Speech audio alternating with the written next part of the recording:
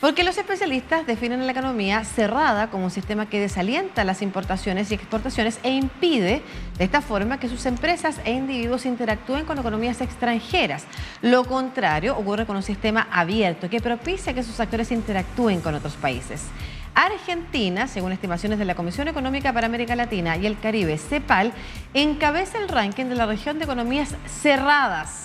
La CEPAL calcula este indicador al comparar la magnitud del comercio exterior de cada país, es decir, la suma de sus exportaciones e importaciones con el Producto Interno Bruto, que refleja el tamaño de la producción doméstica total.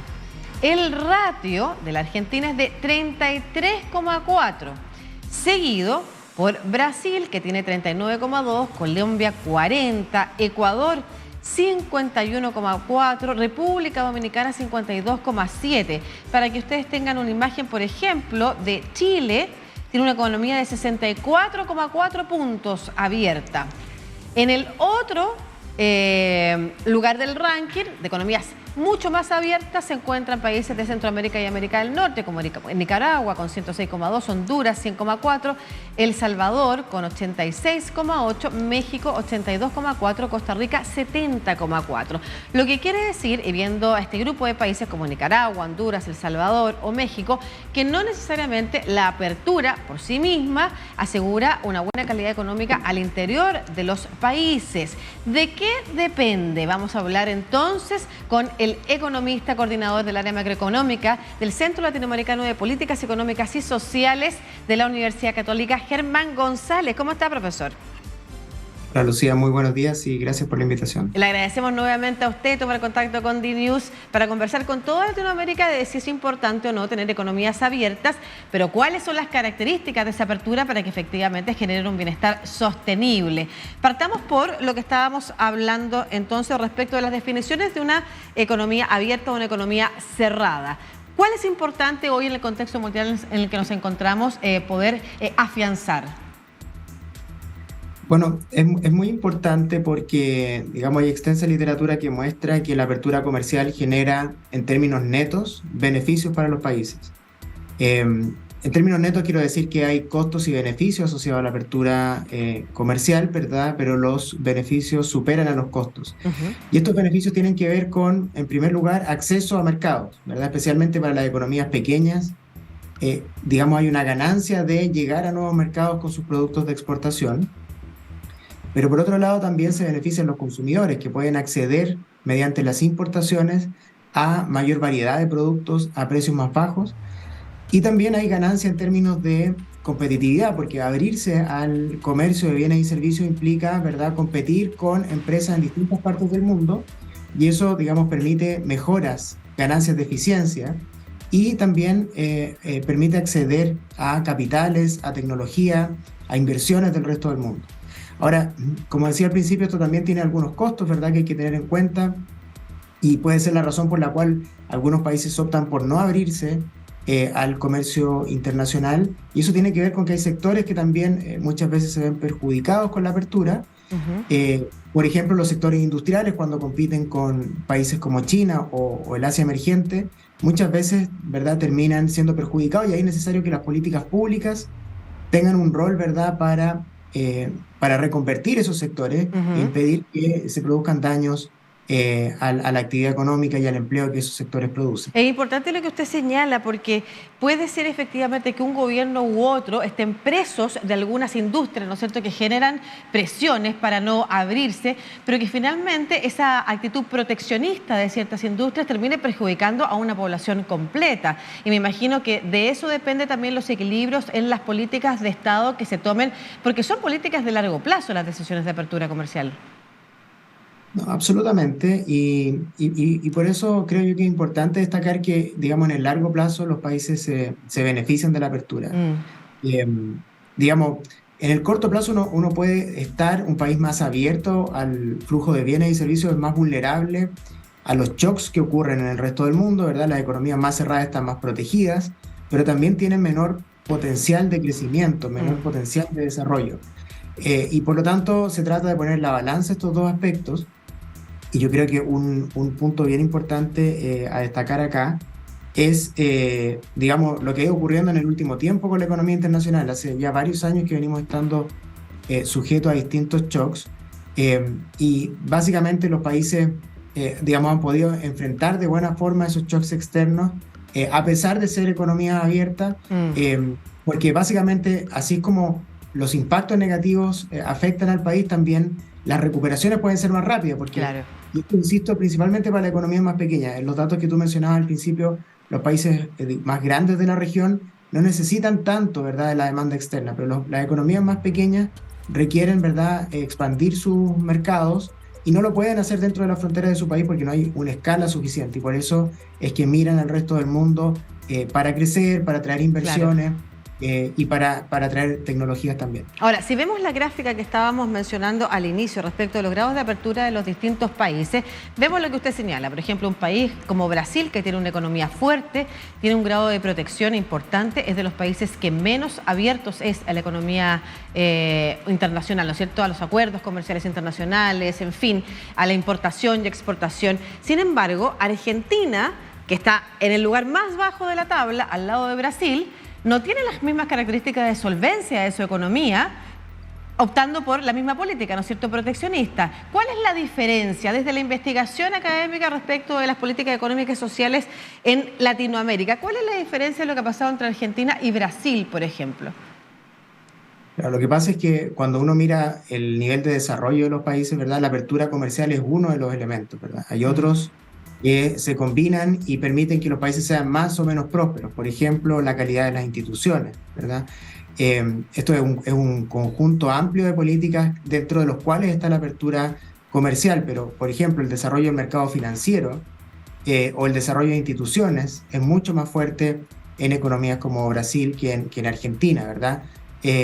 Y básicamente la construcción de instituciones como un Banco Central autónomo, un manejo fiscal responsable, el fortalecimiento del sistema financiero o el desarrollo del mercado de capitales, que es otro tipo Claro. de política que genera beneficios en términos netos para los países, está mucho más avanzado en una economía como Brasil que en Argentina, siendo ambos dos países muy grandes que requieren, ¿verdad?, menos del resto del mundo para crecer porque tienen una demanda interna que es muy poderosa, pero cuando uno mira el contexto global, ¿verdad?, la apertura comercial es uno de los elementos que permite que un país tenga un nivel de bienestar, de producto per cápita más alto, porque eso, como digo, tiene que ver con un conjunto amplio de políticas públicas que se desarrollan a lo largo del tiempo y que marca estas diferencias, ¿verdad? Uno no solo debiera mirar el grado de apertura, sino que, digamos, el funcionamiento completo de la Claro. economía y de las instituciones principalmente. Claro, estamos también en un momento en el que Mercosur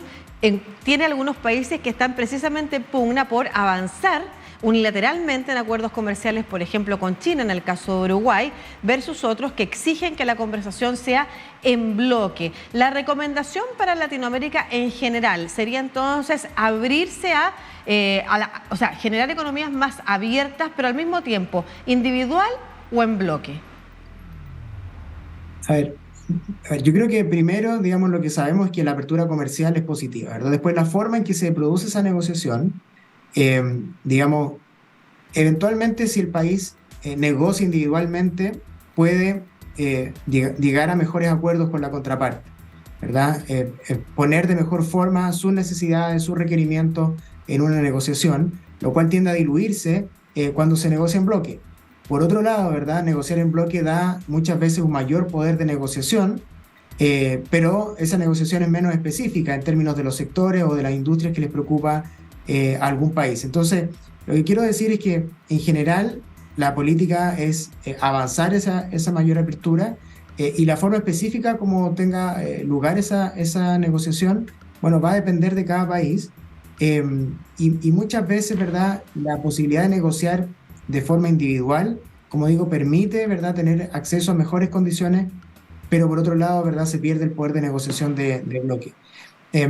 Yo he visto que hay una discusión, ¿verdad?, sobre países que están discutiendo si es que negocian hacia adentro de la región o hacia afuera. Ajá. Yo creo que eso no es un tema, digamos, de mayor relevancia. O sea, yo creo que en la medida que haya complementariedad, en que, digamos, el país pueda ganar con la apertura, ¿verdad?, y, digamos, la otra parte también pueda obtener beneficios de aquello, no es tan relevante si la apertura se produce hacia el interior de América Latina o hacia el exterior de la región. Lo importante es básicamente que se consigan estos acuerdos, porque como digo, se gana en productividad, se gana en acceso a capitales, en conocimiento, ¿verdad? Eso versus una situación en que un país se cierra al comercio de bienes y servicios y se aísla, ¿verdad?, del comercio internacional. Aunque hay que destacar, como digo, que esto no está exento de costos, hay sectores que se ven Claro. afectados, nos hace vulnerables, ¿verdad?, los shocks externos. La pandemia ha sido un ejemplo de ello. La guerra comercial entre Estados Unidos y China también son factores que afectan, pero en el largo plazo todavía sabemos que los efectos son positivos. Claro, y estamos viendo en el caso de la economía argentina, los mismos shocks internacionales no han mermado el impacto al interior de ese país, por ejemplo, de la situación económica, ¿no es cierto?, inflacionaria. Desde ese punto de vista, ¿cuáles serían las recomendaciones para un país de una economía tan cerrada como Argentina, en el que además estamos dando cuenta de ya una larga data de resultados en términos macroeconómicos negativos? Bueno, la política comercial, ¿verdad?, debiera reenfocarse, ¿verdad?, mirar el resto del mundo, eh, permitir que gradualmente, esto no es algo que ocurre de un día para otro, digamos, interactuar e intercambiar información, ¿verdad?, con distintos países, integrarse con el resto del mundo. Pensemos en el caso de Estados Unidos y China, que son las dos grandes potencias, están permanentemente, ¿verdad?, digamos, negociando acuerdos comerciales y por lo tanto la recomendación por el lado de la política comercial y financiera es, digamos, mirar hacia otros mercados, ver la complementariedad que hay con otros países y ver las ventajas que eso puede significar para un país como Argentina en términos de acceso al mercado de capitales, ¿verdad? Inversiones, tecnología, conocimiento, y por lo tanto, pero también, como decía hace un rato, Claro. combinar esa política comercial con otro tipo de políticas institucionales que son necesarias en términos de manejo de la inflación, porque acá una cosa que creo yo que es bien importante, si un país es macroeconómicamente ordenado, ¿verdad? Hace las cosas bien en términos de política fiscal, monetaria, cambiaria, bueno, eso le facilita el acceso a los mercados financieros internacionales y a los acuerdos de libre comercio o de facilidades de comercio con otros países. Entonces, hay un prerequisito, ¿verdad?, de orden Claro. interno antes de salir a negociar con el resto del mundo acuerdos de este tipo. Y además que el orden interno de alguna forma también da cuenta de una mirada de Estado más lineal, en una dirección, en términos de no estar cambiando a medida que cambian los gobiernos, estar cambiando también las decisiones macroeconómicas. Y esto lo planteo como una situación importante porque usted mismo señalaba, hay sectores que se pueden haber afectado o se pueden afectar cuando se abre la economía, pero hay que tener una decisión de Estado que atraviese los gobiernos, que permita llegar a acuerdos importantes para que esos sectores efectivamente sean reconvertidos, tengan subsidios o apoyos del Estado que permitan, por una parte, generar la apertura comercial que va a ser beneficiosa para todo el país y, por otro lado, efectivamente, apoyar a esos sectores, porque lo que no puede pasar es lo que estamos viendo, que el apoyo a los sectores por sobre todas las cosas o el proteccionismo de esas industrias o la fortaleza de esas industrias en términos políticos termina generando que una economía se cierre pero sin un buen resultado para su sociedad. Ahora, y para terminar, le quiero aprovechar a hacer una última pregunta que tiene que ver con los riesgos también de políticas osadas o, entre comillas, innovadoras, como el que estamos viendo en El Salvador con su presidente Bukele, que ha decidido invertir dinero de su país en Bitcoin, en criptomonedas, teniendo pérdidas importantes este último tiempo, o por otro lado, en vender su deuda a China. ¿Eso está bien? A ver, dos cosas. Primero, respecto de la forma en que se invierten los recursos del país, bueno, en un mercado como el de las criptomonedas, que es un mercado todavía muy desconocido, muy incipiente, ¿verdad? A mí me parece que ahí hay una señal que, digamos, no es de responsabilidad en el manejo de los recursos del país. Típicamente, digamos, las reservas internacionales o los activos del tesoro de los países se invierten en activos que tienen un grado de seguridad mayor, en fondos soberanos, en instrumentos de deuda de otros países o empresas de buena clasificación de riesgo. Por lo tanto, es una medida muy innovadora que pudo haber tenido beneficios de corto plazo, pero que tiene, hoy día estamos viendo, ¿verdad?, muy malos resultados y ciertamente no es una forma recomendable de invertir los fondos de un país con una mirada de más de mediano y largo plazo. Respecto del financiamiento de la deuda, bueno, digamos, los países, ¿verdad? Tenemos distintos niveles de endeudamiento y básicamente ofrecemos esa deuda, los países ofrecen esa deuda en los mercados financieros, ya sea locales o internacionales. Y en ese sentido, muchas veces llegan inversionistas de Asia, ¿verdad? O de Estados Unidos o de Europa, por ejemplo, a invertir en esa deuda. Yo tengo la impresión de que eso no es de por sí algo negativo, ¿verdad? Lo que sí hay que tener cuidado, ¿verdad?, con el exceso de dependencia de uno de los dos países. Porque me refiero a Estados Unidos y China, que son las dos grandes potencias que están mirando con mucho interés América Latina, financiando proyectos de inversión. Yo creo que en la medida que esa inversión no ponga en riesgo la seguridad nacional, es bienvenida. Tengo la impresión de que los países de la región nos podemos beneficiar de esa competencia, ¿verdad?, por acceder a la región que está teniendo Estados Unidos y China.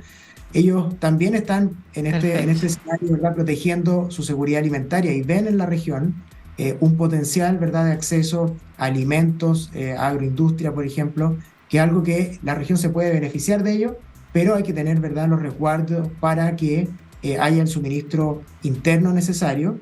Y básicamente que no se ponga en riesgo la seguridad interior de los países. Claro, que no se termine dependiendo totalmente de una economía. Muchas gracias, Germán González. Estaba viendo las imágenes de el Twitter del País de América, que dice que después de que la criptomoneda más popular del mundo cayera 21% la semana pasada, se estima que El Salvador ha perdido $70 millones de sus finanzas públicas. Puede ser innovador, puede ser popular, pero puede ser muy irresponsable, efectivamente. Muchas gracias. Coordinador del área macroeconómica del Centro Latinoamericano de Políticas Económicas y Sociales de la Universidad Católica, además ex asesor también del Ministerio de Hacienda del Gobierno de Sebastián Piñera. Muchas gracias por esta conversación con DNews. Un abrazo.